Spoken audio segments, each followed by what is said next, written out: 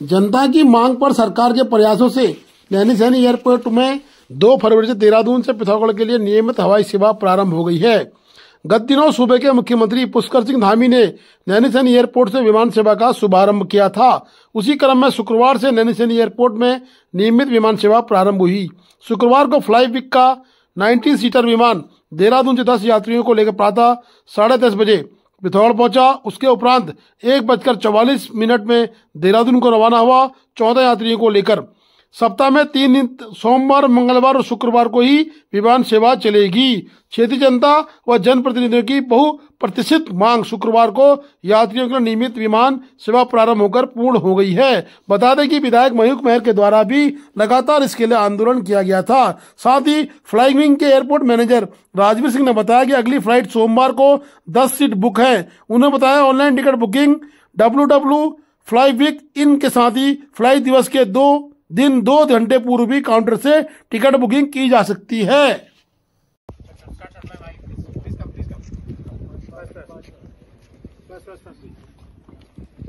चलिए आ जाओ अंजलि।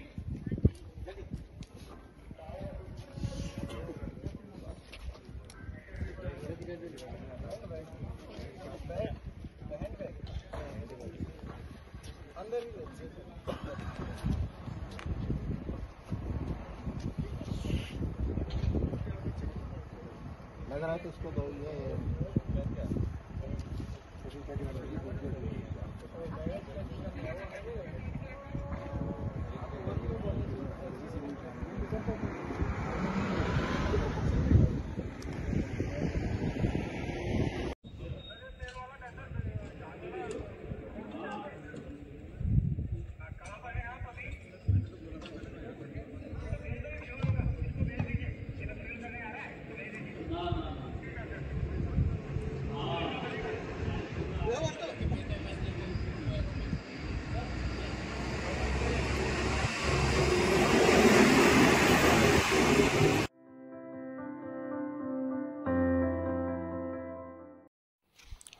आज एसएसबी 11वीं वाहिनी के कमांडेंट श्री मधुकर अमिताभ के निर्देश में एक ब्यूटिशियन कोर्स जो पिछले 1 महीने से खोतिला गांव में चलाया जा रहा था, उसका समापन हो गया है। इस कोर्स के द्वारा कुल 40 स्थानीय बालिकाओं महिलाओं को facial, makeup, hair cutting, nail art इत्यादि की ट्रेनिंग दी गई। गांव की महिलाओं ने एसएसबी के इस प्रयास की बहुत सराहना की है। उन्होंने बताया कि इस कोर्स से उनको मेकअप तथा स्किन केयर के बारे में बहुत जानकारी मिली है। प्रियंका गुंजाल बीडीसी मेंबर ने कहा है कि एसएसबी के द्वारा इस तरह के कार्य करने से गाँव वालों को अपने इस्तेमाल में यूज होने वाली चीजों की और साथ ही आय बढ़ाने का साधन मिलता है। इसलिए उन्होंने एसएसबी को धन्यवाद दिया है। इस अवसर पर उप कमांडेंट जयप्रकाश, सहायक कमांडेंट संदीप केसरी, निरीक्षक बलवंत जडेजा तथा क्षेत्र पंचायत अध्यक्ष प्रियंका गुंजाल वहां पर मौजूद रहीं।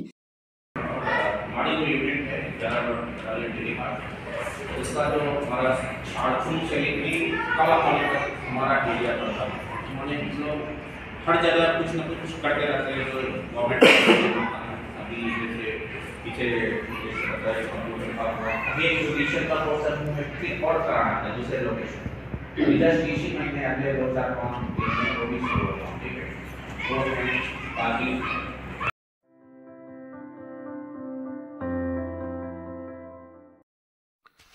पंचायतों का कार्यकाल 2 वर्ष बढ़ाने को दिया 3 घंटे का धरना। मांग के समर्थन में हुई नारेबाजी। डीएम रीना जोशी को सौंपा गया सीएम और पीएम के नाम का ज्ञापन। बता दें कि उत्तराखंड त्रिस्तरीय पंचायत संगठन के बैनर तले जिले के 8 विकास खंडों से पहुंचे ग्राम प्रधान, क्षेत्र पंचायत सदस्य तथा जिला पंचायत सदस्यों ने आज पंचायतों का कार्यकाल 2 वर्ष बढ़ाने की मांग उठाई है। इस मांग के समर्थन में जिलाधिकारी कार्यालय के आगे 3 घंटे का धरना प्रदर्शन भी किया गया और अपनी मांगों के समर्थन में जम के नारेबाजी भी हुई। डीएम रीना जोशी के माध्यम से प्रदेश के मुख्यमंत्री तथा प्रधानमंत्री को ज्ञापन भेजा गया है। जिलाधिकारी कार्यालय धरना स्थल पर जमा हुए जिले भर के त्रिस्तरीय पंचायतों के प्रतिनिधियों ने अपने अपने बयान दिए और प्रदेश व्यापी आह्वान पर 3 घंटे तक अपने मांगों के समर्थन में धरना दिया, नारेबाजी भी की। इस मौके पर सभा का संचालन ग्राम प्रधान संगठन के प्रदेश महामंत्री कुंडन सिंह मेहर ने किया। सभा में संगठन के कार्यक्रम संयोजक जगत मर्तुले ने कहा, त्रिस्तरीय पंचायतों के कार्यकाल बढ़ाने के लिए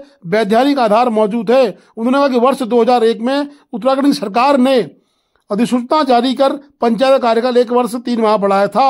उन्होंने कहा कि अध्यादेश लाकर 2 वर्ष कार्यकाल बढ़ाए जाने का कानूनी आधार एवं संवैधानिक व्यवस्था भी मौजूद है। इसके लिए 3 पंचायत के प्रतिनिधि सरकार पर लगातार दबाव बनाएंगे।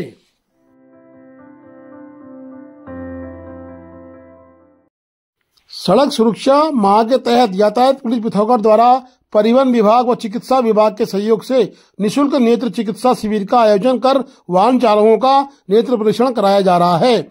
यातायात निदेशालय द्वारा निर्गत किए गए आदेशों के क्रम में पुलिस अधीक्षक पिथौरागढ़ के आदेशानुसार यातायात पुलिस पिथौरागढ़ द्वारा परिवहन विभाग व चिकित्सा विभाग के सहयोग से व्यावसायिक वाहन चालकों का नेत्र परीक्षण कराए जाने हेतु रोडवेज बस स्टेशन पिथौरागढ़ में निःशुल्क नेत्र चिकित्सा शिविर का आयोजन किया गया। उक्त शिविर के दौरान जिला चिकित्सालय पिथौरागढ़ से आए हुए चिकित्सक द्वारा समस्त व्यावसायिक वाहन चालकों का नेत्र परीक्षण किया गया। जूना अखाड़े के अंतर्राष्ट्रीय संरक्षक व अखिल भारतीय अखाड़ा परिषद के महामंत्री श्री महेंद्र हरि गिरी महाराज की अध्यक्षता और नेतृत्व में शनिवार को पंचकोशी परिक्रमा से हिमालयन योगी वीरेंद्र गिरी द्वारा प्रयागराज पंचकोशी परिक्रमा के तृतीय दिन साधु संतों संग अनेकों प्राचीन मंदिरों के दर्शन कर उनका पूजन किया गया। परिक्रमा में शामिल साधु संतों से आशीर्वाद लेकर और साधु संतों से आशीर्वाद प्राप्त करने के लिए श्रद्धालुओं की भी लगातार भीड़ देखने को मिली।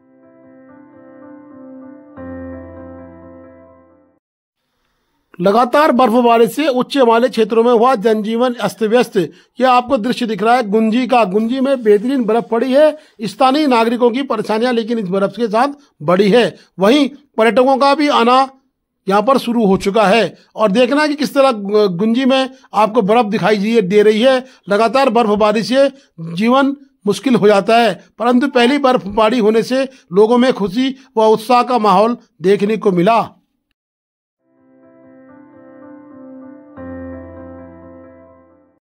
भारत सीमा तिब्बत पुलिस 11वीं वाहिनी एसएसबी डिडियाट की ई कंपनी गरब्यांग ने कमांडेंट 11वीं वाहिनी मधुकर अमिताभ के आदेश पर कार्रवाई करते हुए गरब्यांग से 1.5 किलोमीटर आगे सीतापुल की ओर बर्फ में फंसे 5 यात्रियों को रेस्क्यू कर सकुशल कैंप तक पहुंचाया। बताया जाए कि 31/1/24 को 5 लोग ओम पर्वत के दर्शन के लिए गए थे, लेकिन मौसम खराब होने पर बर्फबारी होने के कारण वो वहां तक नहीं पहुंच पाए और गुंजी एसएसबी कैंप में रुकना पड़ा। गुंजी से वापसी के दौरान उनकी गाड़ी संख्या UP 53 ER001 मॉडल SUV 700 बर्फ में फंस गई, जिसमें कुल 5, 2 पुरुष 1 महिला 2 बच्चे थे। सभी लोग उत्तर प्रदेश गोरखपुर राप्ती नगर फेज 1 के रहने वाले थे, जिस पर तुरंत कार्रवाई करते हुए 15 जवानों की एक टीम के साथ संभावित परीक्षण योगेश पुनेठा मौके पर पहुंचे और गाड़ी के साथ सभी को सकुशल रेस्क्यू कर ID प्रूफ चेक करते हुए समवाय मुख्यालय गरगांव में आमद करवाई। समवाय पहुंचकर सभी लोगों को चाय नाश्ता करवाया गया। उसके स्वास्थ्य के बारे में जानकारी ली। सभी ने अपने को ठीक बताया, परंतु इस तरह के मौसम में प्रशासन के द्वारा थोड़ी सी लापरवाही बरतने का मामला भी नजर आ रहा है। प्रशासन के द्वारा आकस्मिक पास तो दिए जाते हैं, परंतु ऐसे मौसम में इनको पास देना कहीं न कहीं प्रशासन की गले की हड्डी बन गया है।